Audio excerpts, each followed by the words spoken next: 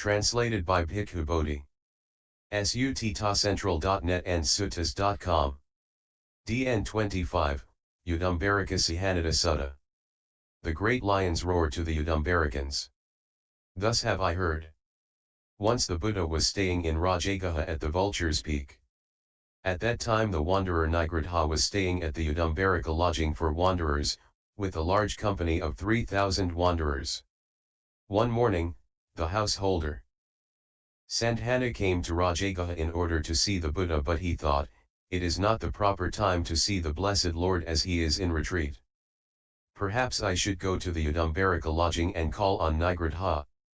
When he went there, Nigrodha was sitting in the midst of a large crowd of wanderers who were all shouting and screaming and indulging in various kinds of undefying conversation about kings, robbers, ministers, armies, dangers, war, food, drink, clothes, beds, garlands, perfumes, relatives, carriages, villages, towns and cities, countries, women, heroes. Street and well gossip, talk of the departed, desultory chat, speculation about land and sea, talk of being and non-being. The wanderers are all gossiping and talking of various bits of news, debating theories, and passing around rumors. Then Nigrodha saw Sandhana approaching from a distance and he called his followers to be quiet, don't make a noise, as Sandhana, who is a follower of the ascetic Gautama, is approaching. He told his followers, Sadhana is one of the white-robed householder followers of the ascetic Gautama in Rajagaha. These good folk are fond of quiet, they are taught to be quiet and speak in praise of quiet. If he sees that this company is quiet, he will most likely want to come and visit us. At this the wanderers fell silent. Sandhana approached Nigrodha and exchanged courtesies with him and sat down to one side. Sandhana said, Reverend sirs, the way the wanderers of another faith conduct themselves when they come together is such that they make a great clamour and indulge in all manner of undefying conversation. The blessed Buddha's way is different, he seeks a lodging in the forest, in the depths of the jungle, free from noise, with little sound, far from the madding crowd, undisturbed by men, well fitted for seclusion. Then Nigrodha replied, well now, householder, do you know whom the ascetic Gautama talks to? Whom does he converse with? From whom does he get his lucidity of wisdom? I say that the ascetic Gautama's wisdom is destroyed by the solitary life, he is not accustomed to crowds, he is no good at conversation, he is right out of touch. Just as bison 762 circling around keep to the fringes, so it is with the ascetic Gautama. In fact, householder, if the ascetic Gautama were to come to this assembly, we would baffle him with a single question and we would knock him over like an empty pot. Nigrodha criticized the Blessed One as such. Buddha, with his divine ear faculty, purified and surpassing human range, heard this exchange between Sandhana and Nigrodha. Descending from the Vulture's Peak, he came to the peacock's feeding ground beside the Sumagadha tank and walked up and down there in the open air. Nigrodha caught sight of him and he called his company to be quiet, as Buddha is fond of quiet and he speaks in praise of quiet. If he sees that this company is quiet, he will most likely want to come and visit us. If he does so, we will put this question to him, Lord, what is this doctrine in which the Blessed Lord trains his disciples and which those disciples whom he has so trained as to benefit from it recognize as their principal support, and the perfection of the holy life? At this, the wanderers were silent. Then the Buddha approached Nigrodha and Nigrodha said, Come, blessed Lord. At last the blessed Lord has gone out of his way to come here. Be seated, Lord. The Lord sat down on the prepared seat and Nigrodha took a low stool and sat down to one side. Then the Lord said to him, Nigrodha, what was the subject of your conversation just now? What talk have I interrupted?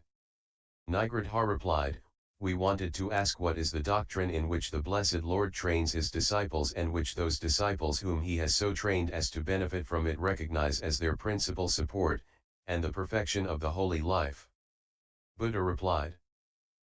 Nigrodha, it is hard for you who has different views, of different inclinations and subject to different influences, following a different teacher to understand the doctrine which I teach my disciples.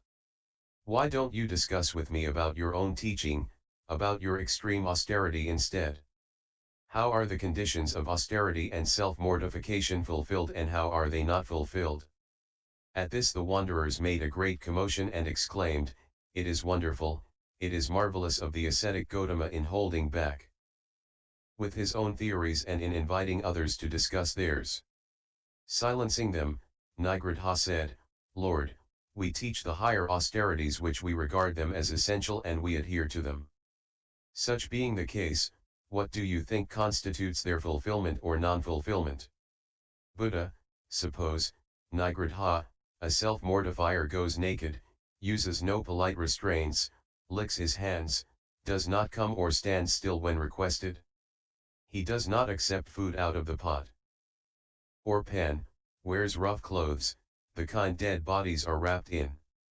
He plucks his hair and beard, makes his bed with thorn branches and dry hay, and he is dirty and unwashed. Or he washes 3 times before the sun sets, but he takes no water. What do you think, Nigrodha, is the higher austerity thereby fulfilled or not?" Nigrodha, "Indeed, Lord, it is fulfilled." Buddha, "But, Nigrodha, I maintain that this higher austerity can be faulted in various ways. Take the case, Nigrodha, of a self-mortifier who practices a certain austerity. As a result, he is pleased and satisfied at having attained his end. He elevates himself, disparages others, becomes intoxicated with conceit, infatuated and therefore careless. This is a fault in that self-mortifier. Again, a self-modifier practices a certain austerity and this brings him gains, honors and fame. As a result, he is pleased and satisfied at having attained his end. Again he elevates himself, disparages others, he becomes intoxicated with conceit, infatuated and therefore careless. This too is a fault in that self-mortifier. Again, a self-mortifier practices a certain austerity, he divides his food into 2 heaps, saying, "This suits me, that doesn't suit me." He eagerly rejects what he dislikes, while he eats up greedily what he likes, recklessly and passionately, not seeing the peril, with no thought for the consequences. This is a fault in that self-mortifier. Buddha continued, again a self-mortifier practices a certain austerity for the sake of gains, honors, and fame, thinking, "I am worthy of respect, the royalty and the noblemen will all bow down to me, and pay respect to me." This is a fault in that self-mortifier. Again, a self-mortifier disparages and belittles some ascetic or Brahmin, saying, "See how he lives in abundance, eating all sorts of things. He chews them all up with that thunderbolt of a jaw of his and they call him an ascetic." This is a fault in that self-mortifier. Then he sees another ascetic/Brahmin being praised, being offered alms, being worshipped and thinks, "What? How dare they honor him and ignore me? I am obviously the superior, they just do not see it." He turns green with jealousy, which is another fault. Again, a self-mortifier sits in a prominent position with power and benefits, this is a fault in that self-mortifier. Or he goes round ostentatiously among the families, as if to say, "See, this is my way of renunciation." And this is a fault in that self-mortifier. Or he behaves in an underhand way, on being asked, "Do you approve of this?" Although he does not approve he says, "I do," or although he does approve he says, "I do not." In this way he becomes a conscious liar. This is a fault in that self-mortifier. Buddha continued, when the Tathagata or a disciple of the Tathagata presents the Dhamma in a way that should command his approval but just for the sake of stirring disharmony, the self-mortifier does not and withholds that assent. This is a fault in that self-mortifier. Or he is angry and bad-tempered and this is a fault in that self-mortifier. Or he is mean and spiteful, envious and jealous, crafty and deceitful, obstinate and proud, with evil desires and under their sway, with wrong views and given to extremist opinions, he is tainted with worldliness, holding on firmly, unwilling to give up. This is a fault in that self. Mortifier. What do you think, Nigrodha? Are these things faults in the higher austerity, or not? Nigrodha, certainly they are, Lord. It'd be easy enough for one man to have all of those faults you spoke of, leastways only one or two of them. Buddha. Now, Nigrodha, take the case of a certain self-mortifier who practices a certain austerity. As a result, he is not pleased and satisfied at having attained his end. This being so, in this respect he is purified. He does not elevate himself, does not disparage others, and thus he does not become a conscious liar. In this respect he is purified. When the Tathagata or a disciple of the Tathagata presents the Dhamma in a way that should command his assent, the self-mortifier gives his assent.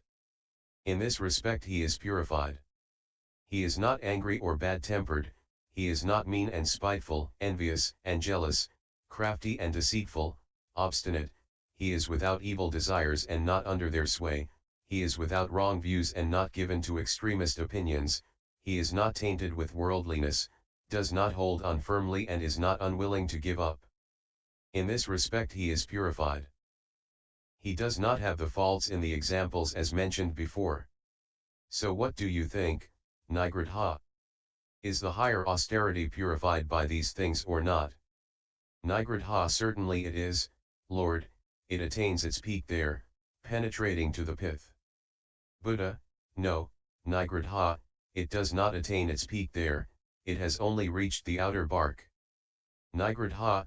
Well then, Lord, how does austerity attain its peak, penetrating to the pith? It would be good if the Blessed Lord were to cause my austerity to attain its peak, to penetrate to the pith. Buddha. The self-mortifier should observe the fourfold restraint. What are the fourfold restraint? Here, a self-mortifier 1. Does not harm a living being, does not cause living being to be harmed, does not approve of such harming.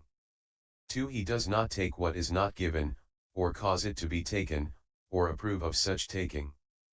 3. He does not tell a lie, or cause a lie to be told, or approve of such lying.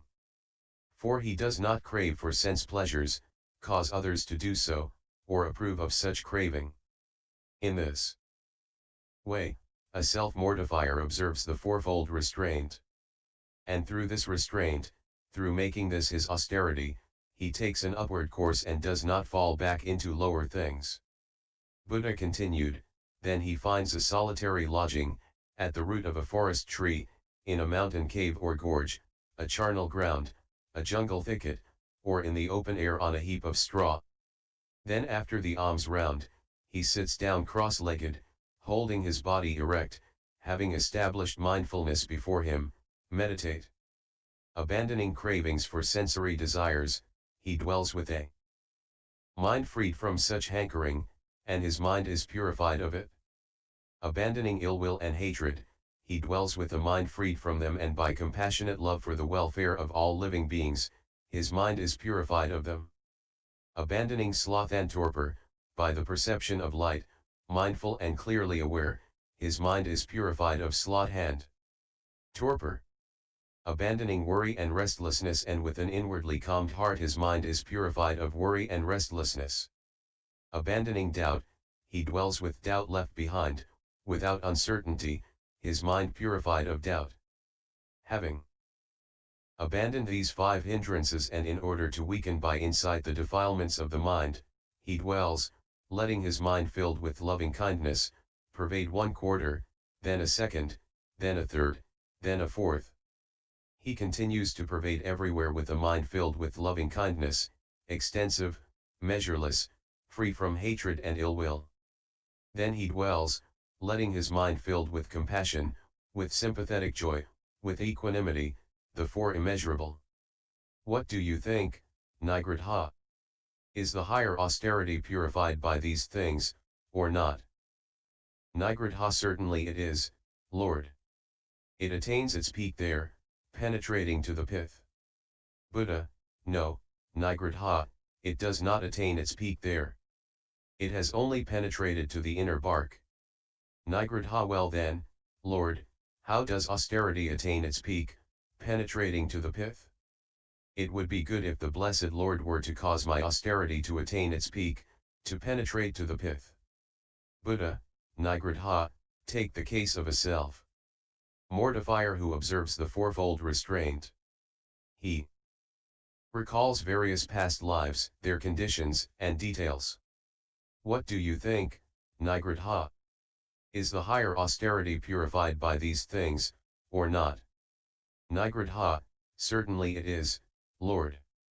It attains its peak there, penetrating to the pith. Buddha, no, Nigrodha, it only reaches the fibers surrounding the pith. Nigrodha, well then, Lord, how does austerity reach its peak, penetrating to the pith? Buddha, well, Nigrodha, take the case of a self-mortifier who observes the fourfold restraint. And he remembers various past lives.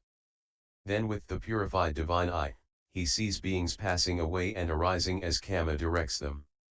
What do you think, Nigrodha? Is the higher austerity purified by these things, or not? Nigrodha, certainly it is, Lord. It attains its peak there, penetrating to the pith. Buddha, so indeed it is, Nigrodha, that austerity is so purified as to reach its peak and penetrate to the pith. Thus when you ask, what, Lord, is this doctrine in which the Blessed Lord trains his disciples and which those disciples whom he has so trained as to benefit from it recognize as their principal support and the perfection of the holy life? I say that it is by something more far-reaching and excellent that I train them in. At this the wanderers made a great commotion and exclaimed, we and our teacher are ruined. We know of nothing higher or more far-reaching than our teaching. The householder Santana realized that these wanderers of other views are actually listening and attending to the Lord's words, inclining their minds to the higher wisdom. Then he said to Nigrodha, Reverend Nigrodha, you said to me, come now, householder, do you know whom the ascetic Gautama talks to? You criticized that his wisdom is destroyed by the solitary life, he is no good at conversation, he is right out of touch. So now that the Blessed Lord has come here, why don't you baffle him with a single question and knock him over like an empty pot? Hearing these words, Nigrodha was silent and upset, his shoulders drooped, he hung his head and sat there downcast and bewildered. Seeing the state he was in, Buddha said, is it true, Nigrodha, that you said that? Nigrodha, Lord, it is true that I said that, foolishly, mistakenly, and wickedly. Buddha, what do you think, Nigrodha? Have you ever heard the elderly wanderers, venerable, the teachers of teachers, that those who in the past were arahants, fully enlightened Buddhas would come together, by shouting and screaming and making a great clamor and indulging in undefying conversation like the way you and your teachers do? Or did they not say that those blessed ones sought lodging in the forest, in the depths of the jungle, free from noise, with little sound, far from the madding crowd, undisturbed by men, well fitted for seclusion, just as I do now? Nigrodha, Lord, I have heard it said that those who were arahants, fully enlightened Buddhas did not indulge in loud and violent talk and do not engage in gossiping, but they sought lodging in the forest just as the Blessed Lord does now. Buddha then commented, Nigrodha, you are an intelligent mature man. Did it never occur to you to think, the Blessed Lord is enlightened and teaches a doctrine of enlightenment? He is self-restrained and teaches a doctrine of self-restraint, he is calm and teaches a doctrine of calm. He has gone beyond and teaches a doctrine of going beyond, he has gained nibbana and teaches a doctrine for the gaining of nibbana. Nigrodha said to the Lord, transgression overcame me. I was foolish, blind, and evil when I spoke thus of the Lord earlier. May the Lord accept my confession and apology of this fault, that I may restrain myself in future. Buddha, indeed, Nigrodha, transgression overcame you and you were blinded by evil to speak thus of me. but since you recognize the nature of your transgression and make amends, we accept your confession. For Nigrodha, it is the mark of a wise man for one to recognize his own mistakes and to make confessions and amends for them. But Nigrodha, I tell you this, if any man of intelligence who is sincere, honest, and straightforward, comes to me and I will instruct and teach him Dhamma.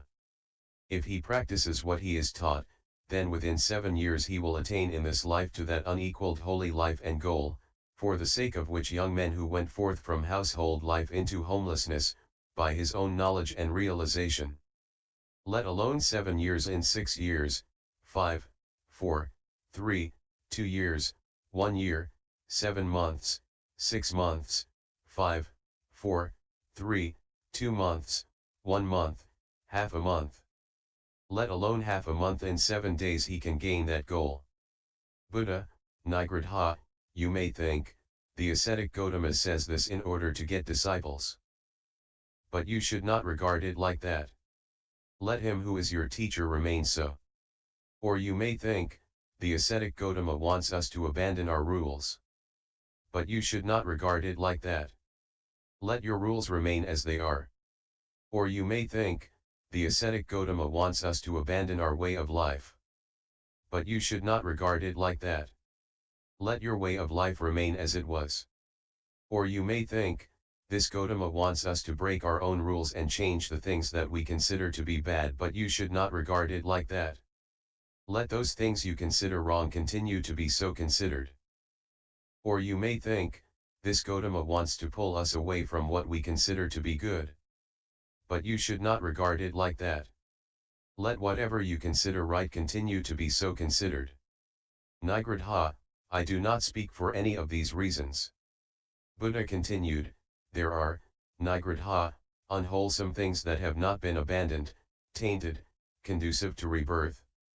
These tainted things will result in fearful futures filled with pain, decay, and death.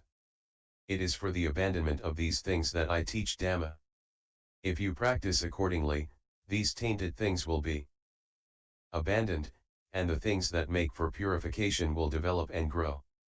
Then you will all attain to and dwell, in this very life, by your own insight and realization, in the fullness of perfected wisdom.